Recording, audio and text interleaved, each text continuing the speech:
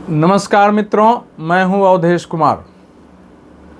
मित्रों, इस समय भारत में जो इकोसिस्टम है हमारे देश में और दुनिया से उनके संपर्क है, जो नैरेटिव बनाते हैं, वो ऐसी तस्वीर पेश कर रहे हैं जैसे ईरान और इजराइल के युद्ध में अगर ईरान की पराजय हो गई तो भारत में प्रधानमंत्री नरेंद्र मोदी की विजय हो जाएगी, या इजराइल की विजय नरेंद्र मोदी की विजय है।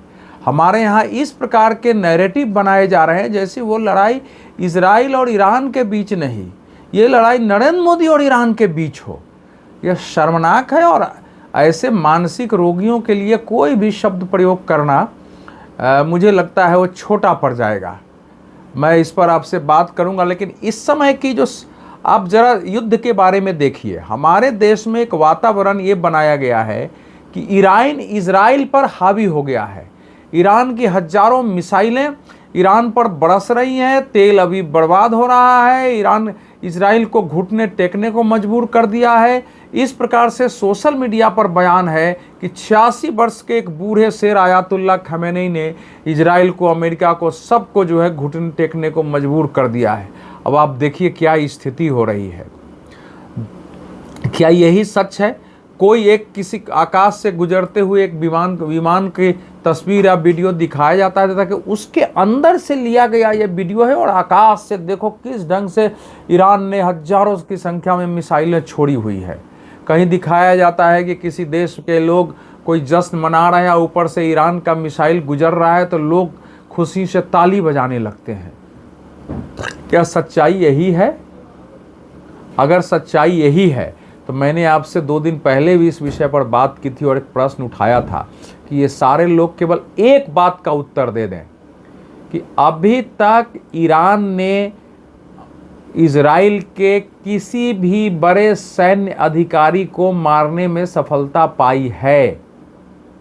दूसरा, अभी तक ईरान ने किसी भी इजराइल के बड़े डिफेंस सेंटर जहां से वो हमले कर सकता है, जहां रणनीति बनाता है, जहां से मिसाइलें छोड़ सकता है, जहां से उसके वायुयान उड़ते हैं, तो क्या वहां से कहीं भी वो क्षति पहुंचाने में सफल हुआ है? अगर दोनों का उत्तर है नहीं, तो इसी से पता चलता है कि युद्ध का पलड़ा किधर भारी है। अब कल का ये समाचार है, आज आपके सामने, सबके सामने अखबार आए होंगे और ये समाचार आपने पढ़ा होगा कि इजराइल ने जो वार टाइम कमांडर थे, war time chief of staff थे, उनको कमांडर भी आप कह सकते हैं, जिनको आज के समय में टॉप मिलिट्री कमांडर कह सकते हैं, उनको भी इजराइल ने, उनका नाम था अली सादमानी, इजराइल ने उनको भी खत्म कर दिया है। सभी अखबारों की खबर है। 4 दिन पहले उनको पद मिला था। जब इजराइल ने ईरान पर हमले किए थे तो उसने 4 टॉप मिलिट्री कमांडर को मारा था। उसके बाद इनकी नियुक्ति हुई थी। अभी तक की जो गणना है कि 14 बड़े सैन्य के जो आयतुल्लाह अल खामेनी के करीबी थे, रणनीति बनाते थे, युद्ध के मोर्चे तय करते थे, वो 14 ऐसे बड़े सेना प्रमुख से लेकर के टॉप लोगों को इजराइल ने खत्म कर दिया। इनमें सबसे पहले मोहम्मद बाघेरी थे, जो सशस्त्र बलों के चीफ ऑफ स्टाफ थे, सेना के शीर्ष कमांडर थे और सर्वोच्च नेता यानी आयतुल्लाह खामेनी के बाद दूसरे सबसे बड़े कमांडर थे। उसके बाद हुसैन सलामी, IRGC के कमांडर इन चीफ। IRGC का मतलब इस्लामी रिवोल्यूशनरी, वो जो ईरान में जो इस्लामिक क्रांति हुई उसके बाद इसका गठन हुआ था IRGC का। तो ये जो IRGC है वो सीधे ऐसे तो सारी सेना है कि आयतुल्लाह खोमैनी के साथ जुड़ा रहता है। इसके जो प्रमुख थे हुसैन सलामी, वो इसके सर्वोच्च नेता थे, उनको मार डाला गया। गुलाम अली राशिद ये सशस्त्र बलों के उप कमांडर थे। आपात स्थिति से निपटने की इनकी क्षमता थी। अली शमखानी सुप्रीम कमांडर के सलाहकार थे और परमाणु परियोजना के लिए जिम्मेवार थे। परमाणु नीति और रणनीति में अहम भूमिका थी। खुफिया विभाग के प्रमुख गुलाम अल महाब IRGC के ग्राउंड फोर्स कमांडर मोहम्मद पकपूर, तो ऐसे वायुसेना के कमांडर दाऊद शियान, IRGC के एयरफोर्स कमांडर अमीर अली हाजीजादेह, कुर्दिश फोर्स के कमांडर जो विदेशी मिशन को संभालते थे इस्माइल कानी, जो ईरानी सेना है वो नियमित सेना उसके जो प्रमुख थे अमीर मौसवी, ग्राउंड फोर्स IRGC के कमांडर फिर ताहिर फोर। तो एक से एक IRGC के नेवी का कमांडर, IRGC खुफिया प्रमुख, नौसेना कमांडर का भी नाम मोहम्मद बागेरी था। ये सबको इजराइल ने ख़त्म कर दिया। उसके बाद से 9 परमाणु वैज्ञानिक मारे गए हैं। आपने 4 दिन पहले war time chief of staff बनाया, उसको मार दिया।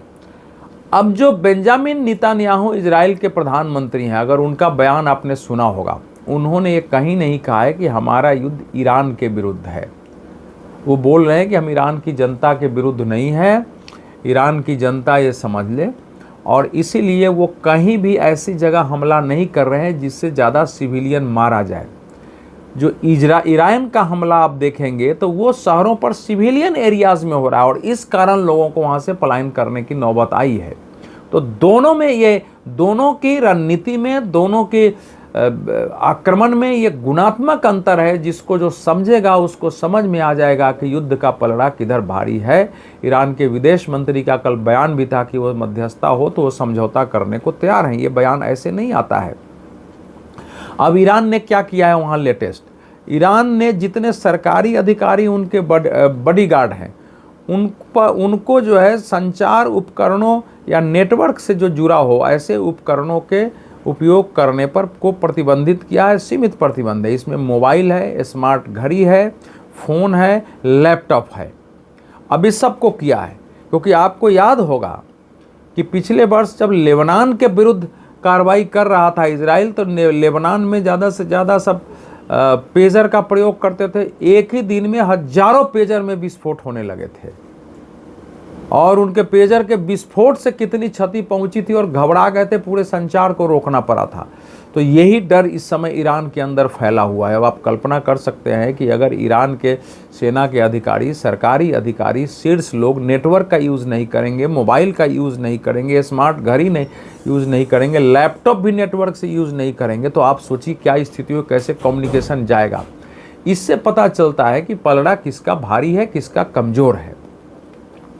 असल में हमारे यहाँ की समस्या यह है कि हम हमेशा, हमारे देश में एक बहुत बड़ा वर्ग है, इनके दुनिया से भी संपर्क हैं, पाकिस्तान के लोगों से भी संपर्क हो गए। बहुत सारे लोग यूट्यूब चैनल चलाते हैं, उसमें पाकिस्तान के हज़ारों की संख्या में या लाखों की संख्या में सब्सक्राइबर हैं।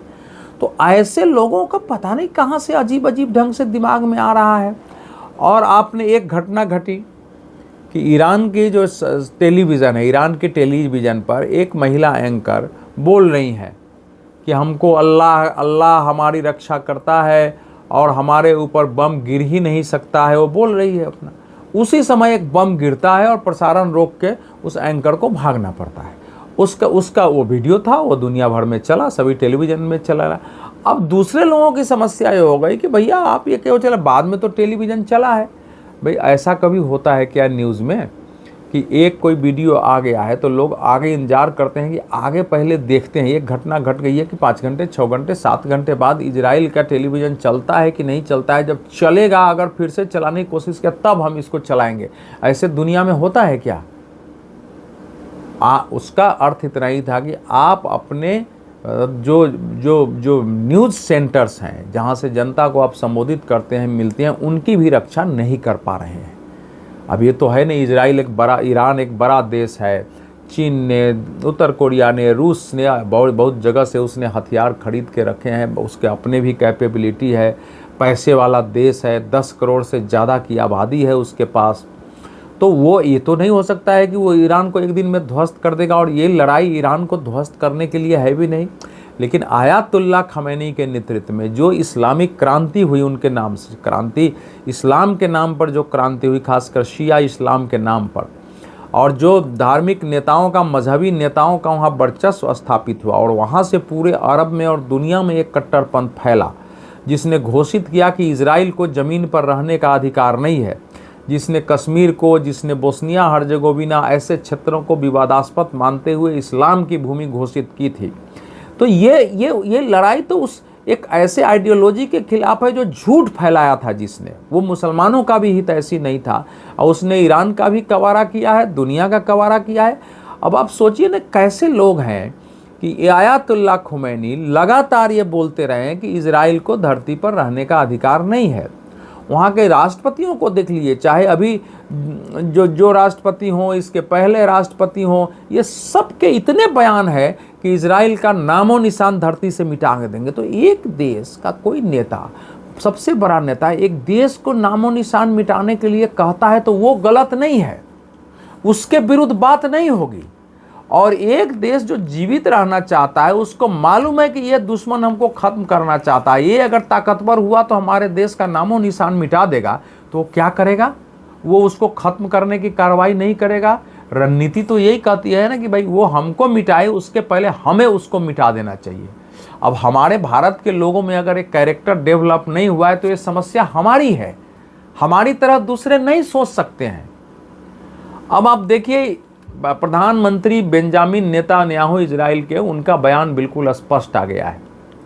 जब उनसे एबीसी न्यूज़ ने पूछा है कि आप क्या आयतुल्लाह खामेनेई को मारना चाहते हैं, उसका खात्मा करना चाहते हैं, क्या आयतुल्लाह खामेनेई के मार डालने से युद्ध आगे नहीं बढ़ जाएगा? उनका उत्तर है कि हमारा इस युद्ध का लक्ष्य है कि हम उनके मिसाइल्स लॉन्चिंग कैपेबिलिटी को, डिफेंस कैपेबिलिटी को ख़त्म करें। हम उनके परमाणु जो नाभिकीय न्यूक्लियर हथियार बनाना चाहते हैं, उनकी क्षमता को नष्ट करें, और जो आतंकवाद की और सारी समस्या की धुरी है उसको ख़त्म करें। नाम उन्होंने नहीं लिया, धुरी का मतलब वही बात होती है, आयतुल्लाह अल खामेनेई और उनके लोग। तो उन्होंने तो स्पष्ट कहा है, बल्कि उन्होंने इसके उत्तर में कहा कि आयतुल्लाह अल खामेनेई के खत्म होने के बाद युद्ध रुक जाएगा। तो इजराइल ने अपना लक्ष्य स्पष्ट कर दिया है। किसी देश को आप 1979 से इस्लामिक क्रांति हुई है, आप पिछले 46-47 साल से आप लगातार बोल रहे हैं कि इजराइल का नामो निशान मिटा देंगे, इजराइल को धरती पर रहने का अधिकार नहीं है, और उस हिसाब से आप कार्रवाई भी कर रहे हैं। आपने इजराइल से अपने नहीं लड़ सकते थे तो आपने मुस्लिम ब्रदरहुड की जगह पर का एक नया संस्करण सुन्नी मुसलमानों का भी खड़ा कर दिया, अब हमास के रूप में। आपने हिजबुल्लाह को लेबनान में खड़ा किया, आपने हूतियों को यमन में खड़ा किया कि सब मिलकर इजराइल को ख़त्म करो, तो वो करेगा नहीं। अब की स्थिति यह है कि इजराइल ने स्पष्ट कहा है कि ईरान के आकाश पर हमारा नियंत्रण है, हमको अभी भी पता है कि सर्वोच्च धार्मिक नेता कहाँ हैं, हम उन्हें कभी भी मार सकते हैं। अमेरिका के राष्ट्रपति डोनाल्ड ट्रंप G7 की मीटिंग से सीधे अमेरिका पहुंच चुके हैं, और उन्होंने बयान जारी किया है कि ईरान के पास एक ही चारा है कि वो सीधा सरेंडर कर दे, उसके आकाश पर हमारा नियंत्रण है। हम आयतुल्लाह अल खामेनेई के बारे में जानते हैं कहाँ है, लेकिन इस समय हम उसको मारना नहीं चाहते हैं। इजराइल के रक्षा मंत्री ने कह दिया है कि ये खामेनेई की स्थिति हालात वही होगी जो सद्दाम हुसैन की हुई है। तो अब स्थिति इतना आसान नहीं है। मान सकते हैं कि युद्ध में कई बार मनोवैज्ञानिक रूप से प्रभावित करने के लिए ऐसे बयान दिए जाते हैं, लेकिन अगर अमेरिका वहां पहुंच करके वो बयान दे रहे हैं, जब उनसे पूछा गया तो उन्होंने ये तो कहा था कि इस युद्ध से हमारा लेना देना नहीं है, लेकिन वहाँ कनाडा में भी उन्होंने ये कहा कि हम इजराइल का हमेशा से समर्थन करते रहे हैं। और G7 ने भी, जो G7 की मीटिंग अभी कनाडा में चल रही थी, G7 ने भी एक प्रस्ताव पारित करके कहा है कि इजराइल को आत्मरक्षा का अधिकार है। ये जो वर्तमान ईरान है, क्षेत्र में अस्थिरता, आतंकवाद और हिंसा का केंद्र है। ये दो बातें उसने कही है। उसने कहा है कि युद्ध रुकना चाहिए, लेकिन ये बात है कि इजराइल, तो इस समय का सिचुएशन ऐसा है कि कुछ देश प्रस्ताव पारित कर देंगे इजराइल के विरुद्ध में, लेकिन कोई ईरान के साथ लड़ने को तैयार नहीं है। तो इसीलिए इस समय सीधे तौर पर देखी जाए तो ईरान रणनीतिक रूप से, रक्षा के रूप से इस समय एक पराजय की स्थिति में है। बड़ा देश है, उसके पास हथियार है, वो अभी उस प्रकार से युद्ध लड़ता रहेगा, लेकिन आने वाले समय में आप देखेंगे कि इस युद्ध में ईरान के सफल होने की संभावना नहीं है। इजराइल का कोई बड़ा रक्षा नुकसान आप अभी तक नहीं कर पाए हैं, जो युद्ध की रणनीति के विपरीत होती है। हमारे देश का इकोसिस्टम कुछ बोलता है, उसके आधार पर युद्ध के परिणाम निर्धारित नहीं होते हैं। उसके आधार पर इजराइल की नीति या अमेरिका की नीति नहीं बदलती और चलती है, और दुनिया की देश अपने हित के अनुसार कदम उठाते हैं। और इजराइल का हित इसमें है कि कोई देश, कोई पूरे की पूरी ताकत हमको नष्ट करने में लगा रहा है, जो व्यक्ति उसका केंद्र है उसको कमज़ोर करो, उसको ख़त्म करो, वही कर रहा है वो। अमेरिका को भी मालूम है कि वो रह गए तो वहाँ क्या हो सकता है इस्लामिक क्रांति के नाम पर, इसलिए अमेरिका उसमें भले सीधे नहीं है, लेकिन अंत में अगर कोई समस्या पैदा होगी तो अमेरिका उसमें उतरेगा। और आप सबके पास ये समाचार होगा कि अमेरिका ने पश्चिम एशिया में ज़्यादा से ज़्यादा अपने लड़ाकू विमान जो है तैनात किए हैं। आकाश में जो फ्यूल भरने का सिस्टम होता है उसको भी आकाश से उड़ते देखा गया कि कहीं से अगर उनके सिस्टम है कि अगर उनके कोई लड़ाकू विमान है, बाकी है, उनको इधर से उधर जाना है, सेना से है, तो आकाश में ही उनको फ्यूल भरा जा सकता है। वो सारे सिस्टम उसके एक्टिव हो चुके हैं। तो इसीलिए अब इसके परिणाम भविष्य में जो इसके परिणाम होंगे, मैं बता रहा हूँ कि इसके परिणाम, इसमें डरने की कोई आवश्यकता नहीं है। अगर आयतुल्लाह खुमैनी का पतन होता है, उनका अंत होता है, तो इससे दुनिया में शांति और सुकून की स्थिति बनेगी। इतनी जल्दी वहाँ के कट्टरपंथी समाप्त नहीं होंगे, लेकिन ये दुनिया के हित में होगा। एक व्यक्ति, और भारत के लोग तो कहते हैं कि हमारा ईरान से बहुत अच्छे संबंध थे। अभी तो कुछ दिन पहले आयतुल्लाह खमैनी ने भारतीय मुसलमानों को फ़लस्तीन की तरह मुसलमानों से तुलना करते हुए बड़ा पोस्ट डाल दिया था। कश्मीर पर क्या क्या बोलते रहते। हमारे संबंध हैं, रणनीतिक रूप से है, ईरान की हमको आवश्यकता है, और वहाँ कोई भी सत्ता रहेगी उसके साथ हमारा एडजस्टमेंट हो सकता है। लेकिन कोई इजराइल को नष्ट करने की बात कहे, कोई इस्लामी भूमि के नाम पर कश्मीर की बात करे, कोई बलूचिस्तान पर कब्जा करके और बलूच के अधिकारों का समर्थन नहीं करता हो, उस प्रकार का समर्थन हम नहीं कर सकते हैं। लेकिन भारत इस युद्ध में तटस्थ है। भारत ने दोनों देशों के विदेश मंत्रियों से बात की है। भारत की नीति है कि भैया हम शांति के पक्ष में है, लेकिन भारत ये भी नहीं चाहता है कि आयतुल्लाह खमैनी का ईरान इस रूप में शक्तिशाली रहे कि उसके पास न्यूक्लियर वीपन हो, और वो वीपन कल हमारे खिलाफ या हमारे मित्र देशों के खिलाफ उपयोग हो। बहुत बहुत धन्यवाद।